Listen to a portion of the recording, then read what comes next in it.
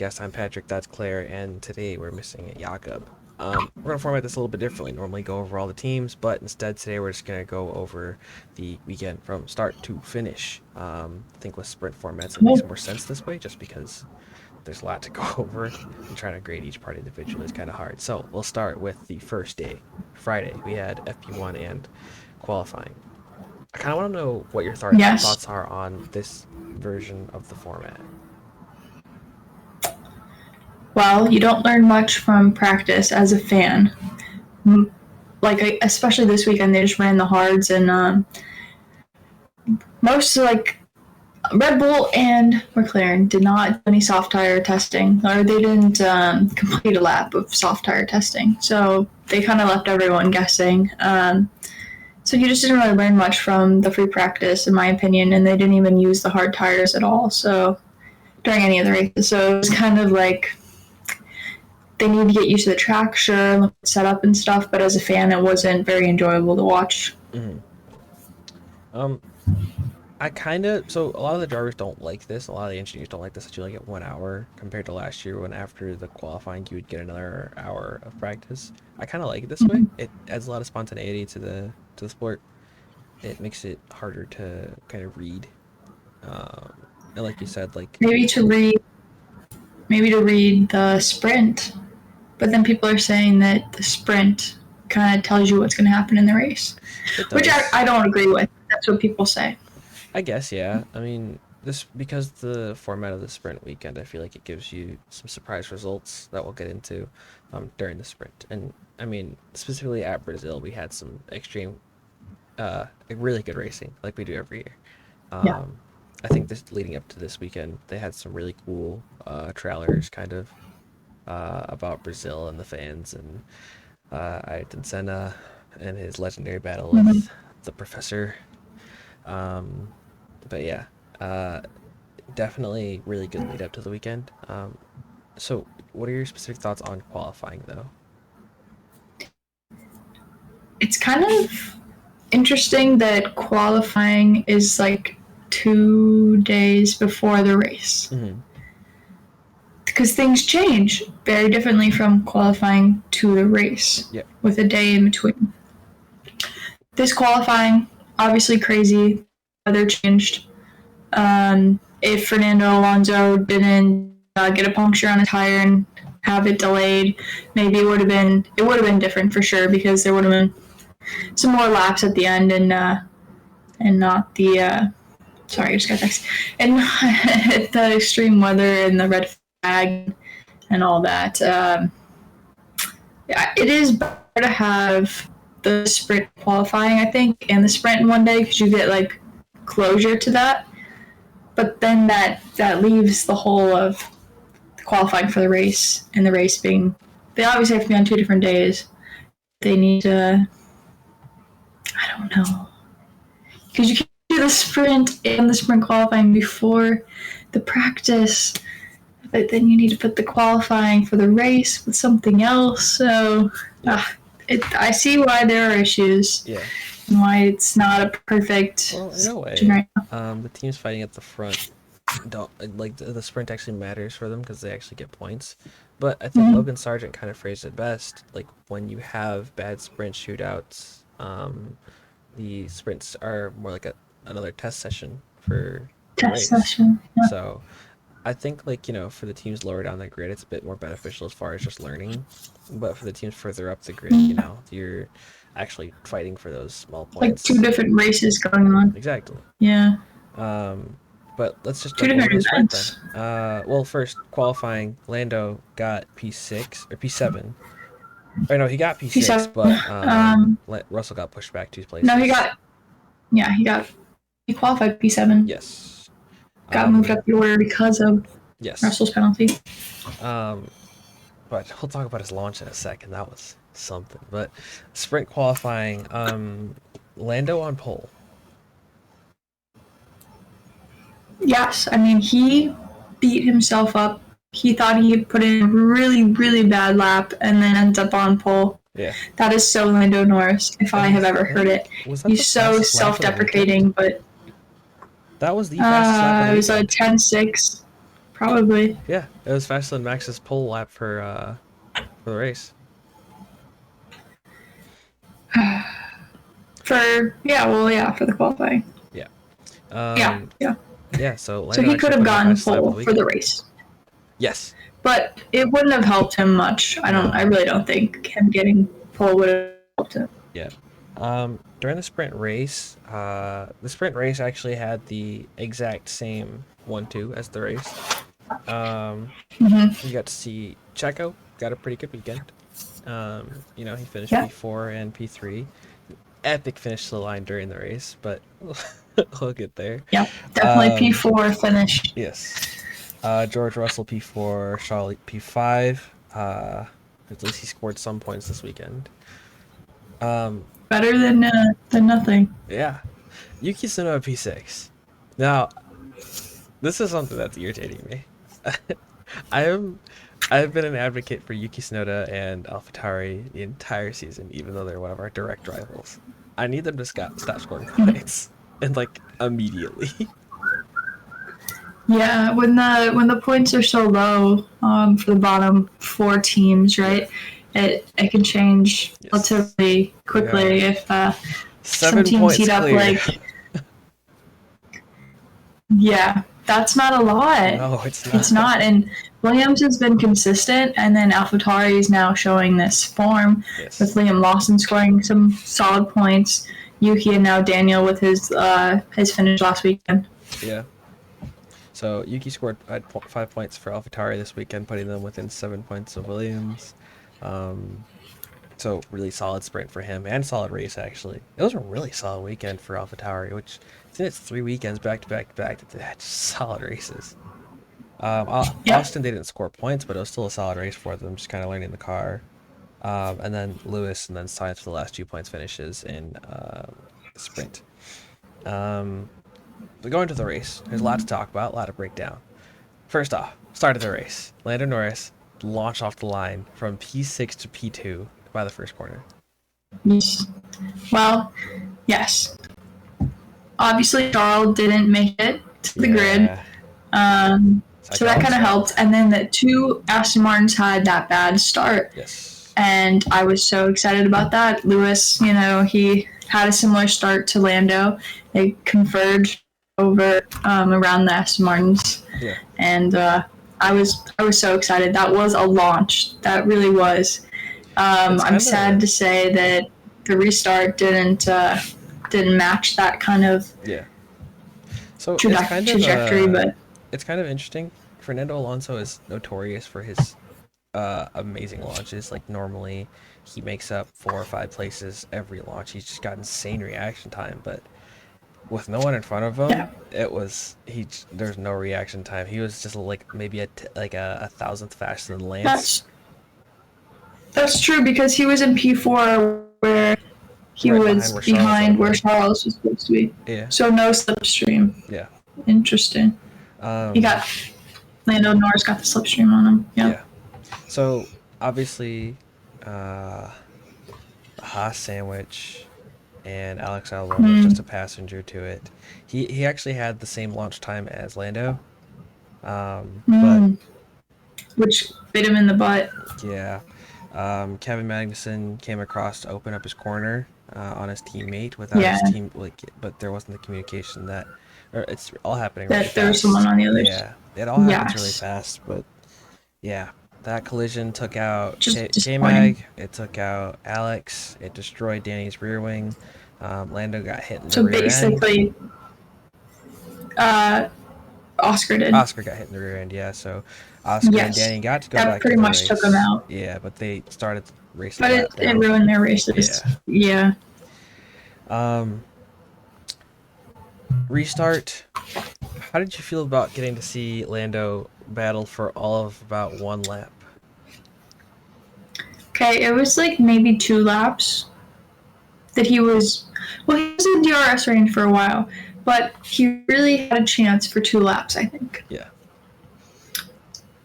I mean, I was excited, but I knew it was never going to stick or if he got it done. I mean, it was pretty impressive that he stuck as close as he did behind Max Yeah. I think 8 seconds was what it ended up being. Yeah. So I mean, for a long time he was within 2 seconds, 3 seconds, and then you just have to get into tire management, and you know you're not going to win that race. Yeah. So Um, yeah. we got to talk about this though. Obviously, everybody knows Lando Norris has been really beating himself up over the past few races, chalking it up to a lack of talent, talking about how poor his qualifying and his It's not racing has true. been. It's definitely not true. I think one thing that a reporter actually talked to him about it. I do want to talk about this. She was like, basically, like, Lando, like, in we like seeing your happy side. You're like probably one of those charismatic people on the grid. Everybody likes your smile. Like, if you when you look back on the season, and he kind of took it from there. He's like, yeah, honestly, like, when you look back on the season as a whole, in our first 8 races, we didn't have a car, and then we showed up to our home race with the upgrade that we were supposed to start the season with. And like, when you look Mm-hmm. at it statistically now, Lando is decimating the rest of the field. Like, He's like P2. yeah, He would be just behind if Max by a Max lot, but wasn't in the probably championship others. over the past, ever since Great Britain, basically, he has scored almost double the He, points of anybody else. That is a mm-hmm. wild stat. It is, yeah. I mean, Lando just he wants to be the best, like Max. Yep. And now that he has a car that can further support his driving, he just flipped his, his expectations up a notch. So, Yeah. and whenever I mean Oscar won the sprint race, that really kind of motivated him. I'd say probably, Yeah. but it just makes him like more hypercritical that he hasn't won a race yet because he has been heralded as a future world champion, Yeah. perhaps by some, and he just wants to live up to that, and he knows that he can, and he really can. Like with this car, he can. If he sticks with McLaren and they stick on this path, Yeah. I don't know. I know there's so much up in the air, but But yeah. Before I move it's on hard to from, watch him like be yeah, mean to himself. yeah, definitely good to see him upbeat. He's doing a lot better. We like to see it. Before I move Yeah. on from it, to kind of further quantify the like level of dominance Max and Lando showed this race, um, there are hundreds of graphics circulating around about the 27-second gap between Lando and Sergio and Alonso, and like the map of the track on lap like 67, when it was just Lando like and Max on the track, and then everybody else is like a half a lap Yes. behind them. And I was like, that is insanity. Yeah, I mean, for Lando to be on Max's tail is like Yeah. mind blown. But let's throw it to the most Wouldn't expect that in the exciting. beginning of the year, would you? Oh no, I was No. hammering away at McLaren, but You were you were a hater. I was You were a throwing. I McLaren was throw. hater and doubter. I don't hate any team on the grid. I just point out the facts. Um, let's talk about the You most obviously exciting. can't predict the future. Oh, of course not. No. Um, most exciting part of the race: Alonso, Perez. Yeah, it woke me up from my nap.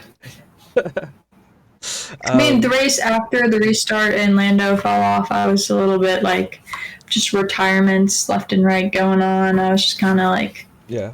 out of it This is until the last probably. couple laps.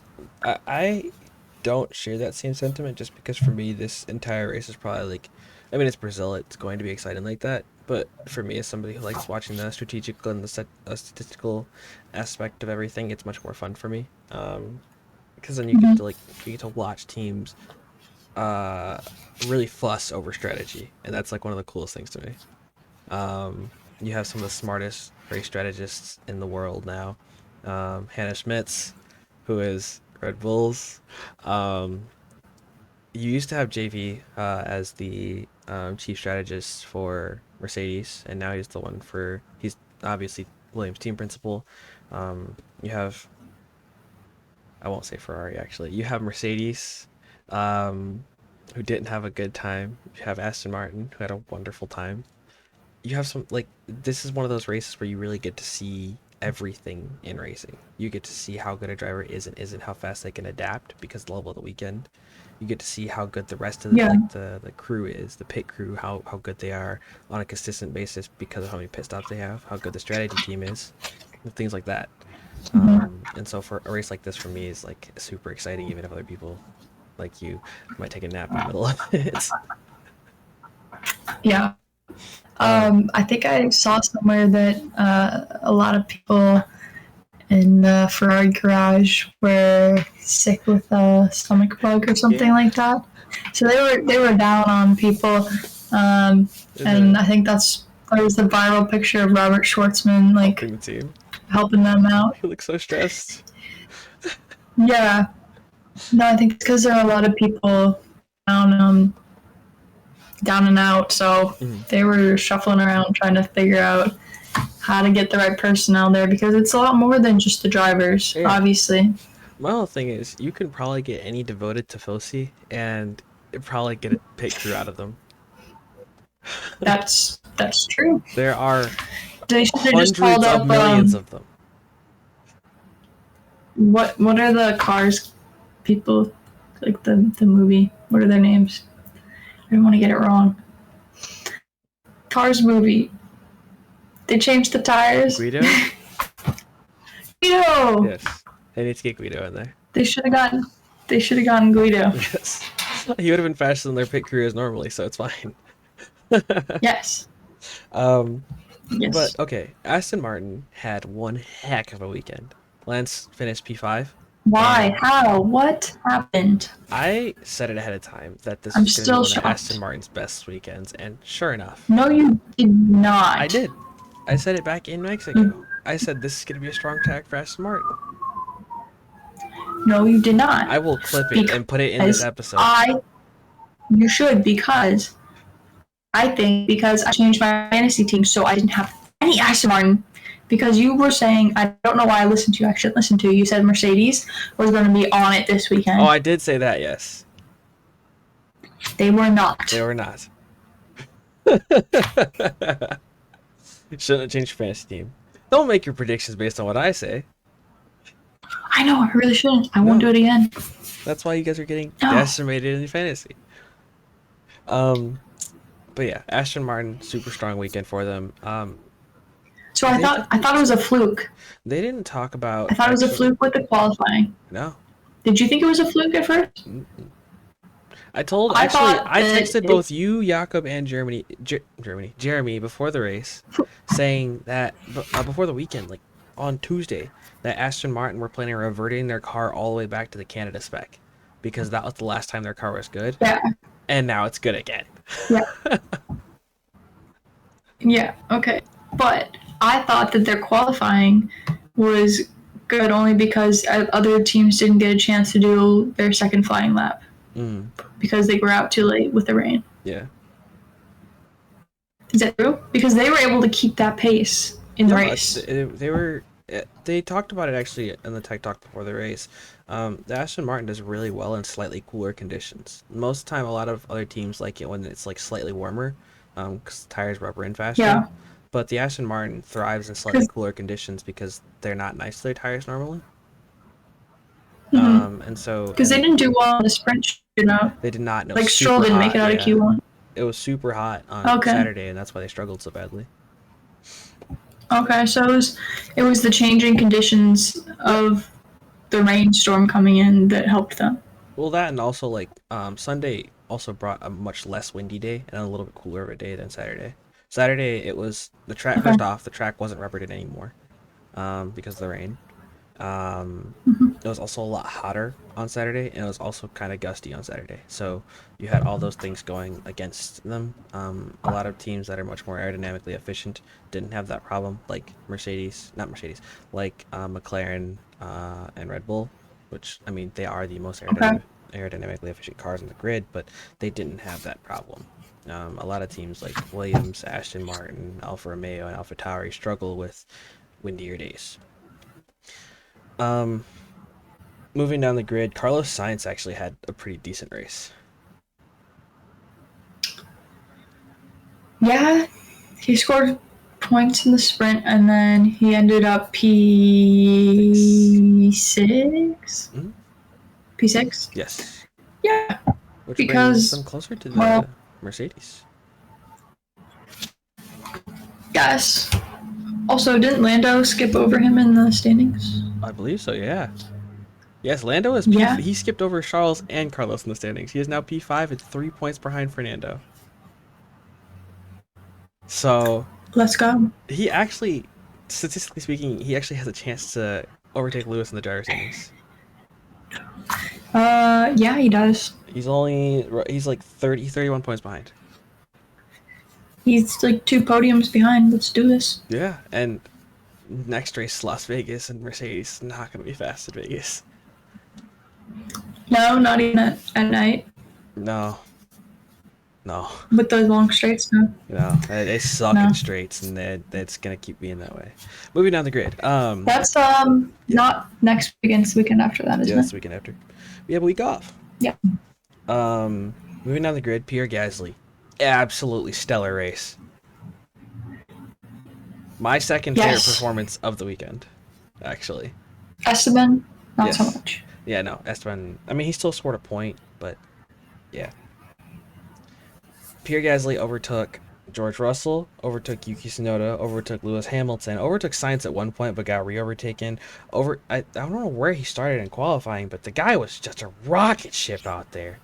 Um, I Him can and find that for you. Esteban had different setups for the race, where Esteban went with more downforce, Pierre went with less. He started P13 behind Oka. Yeah, he made up 6 spots through the race then, by strategy and raw pace Ooh. and overtaking prowess. The guy was a missile down the straights. It was awesome. Yeah, so everyone just kind of like voted Lando driver of the day because I feel like he needs it a little. Don't you think he needs a little moral support from the fans? Honestly, But yeah, but to be I don't honest, think so.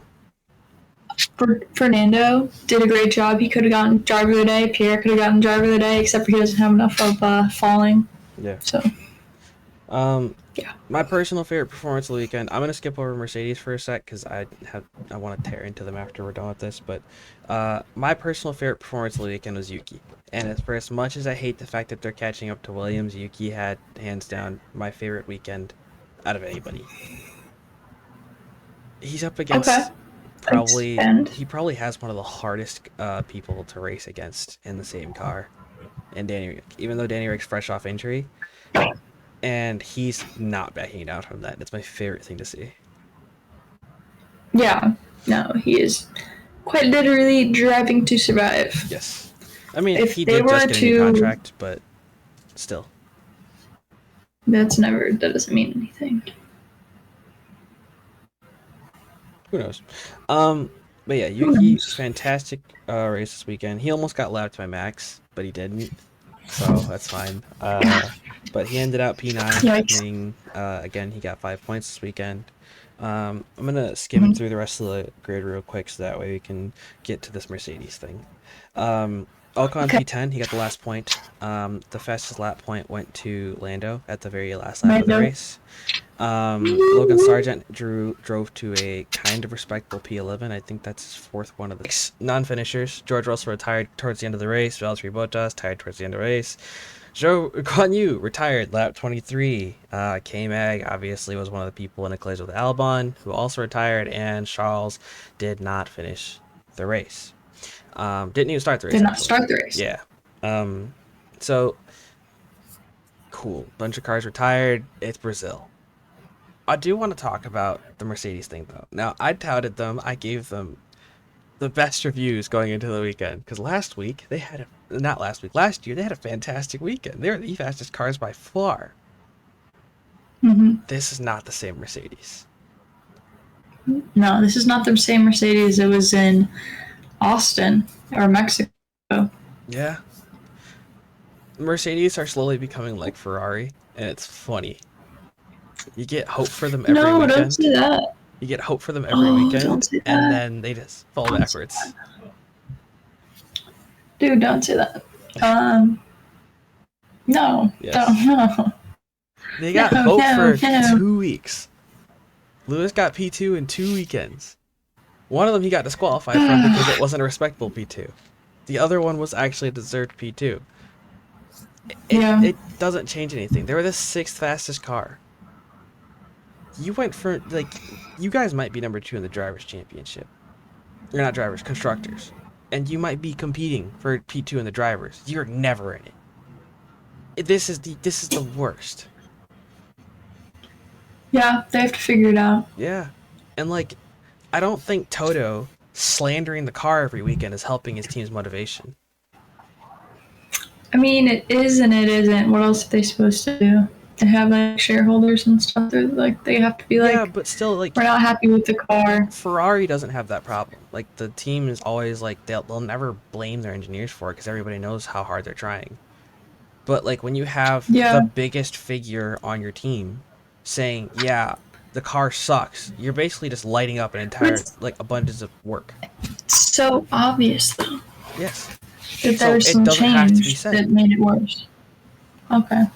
Like, if you were down there and you were working on the car and you're like, this is my masterpiece, and Like, it's, I know. yeah, and then We're Toto's just like, working on it. yeah, exactly. So Yeah. it's like, Toto, if you care about it so much, just get your engineering degree and go help out, right? Because slandering your team every week is not helping the case.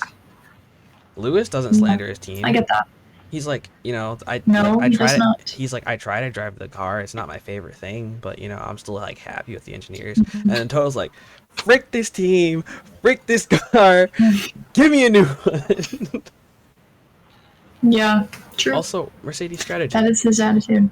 They made George sit behind Lewis for 15 laps while Lewis was struggling with the tires, Yeah. and George could have gotten by at any point, been totally fine. Instead, he had to sit there, and then they retired him close to the end of the race. It was the dumbest thing.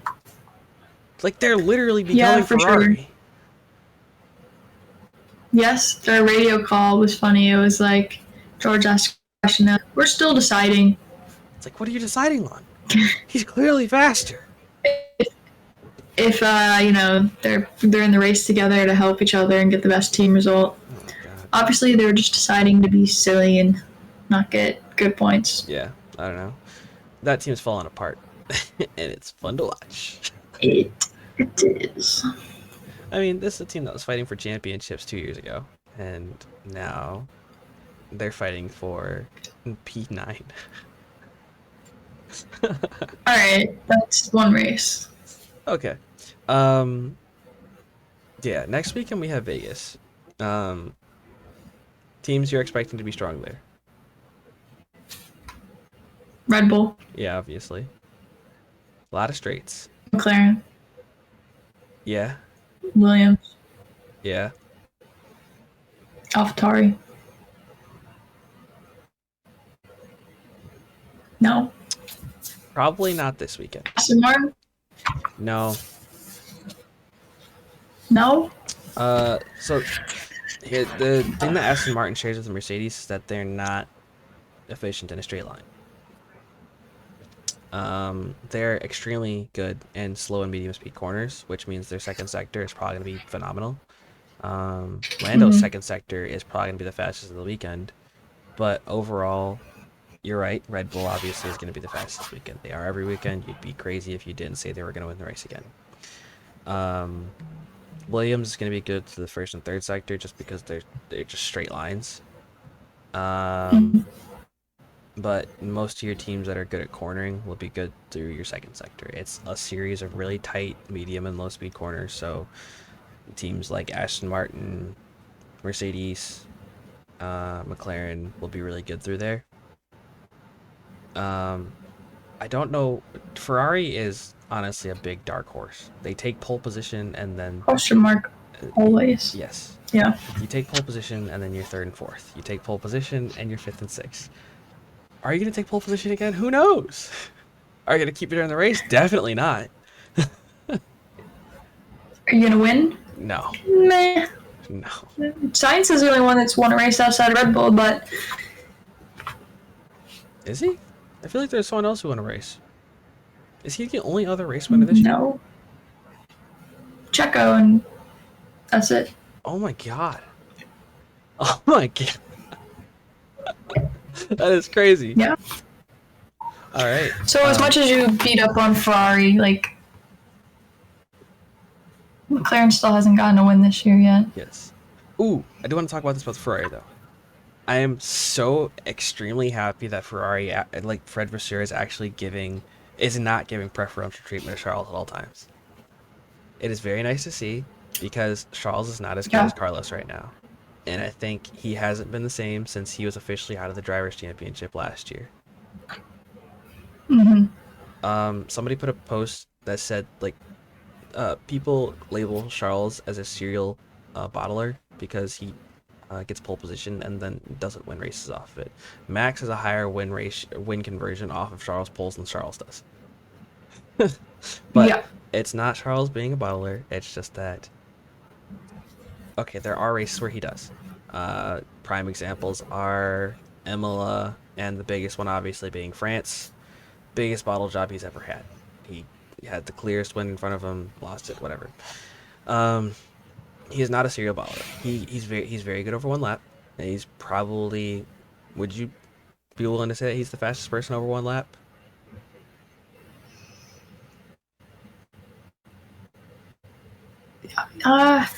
He's up there. Yeah. Well, I'd say he's competing with Max pretty consistently He's for pole definitely. position. Yeah, Yeah. for sure. But Lewis has his moment. not in that car. Everyone has their moments. Yeah. I don't know. Lewis did get pole in Hungary, but I think as far as one lap pace, Charles that's his giveaway. Like that's his huge thing right now. Yeah, for sure. He's known as a good qualifier. Yeah. He should be Mr. Saturday now. He really should. But I'm very happy that Ferrari aren't giving preferential treatment to him anymore. I think Carlos has been by and far the better driver over the 3 years.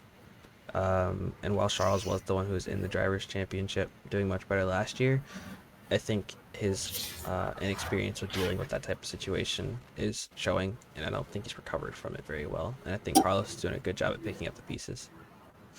That being said, that's all we have for you guys this week.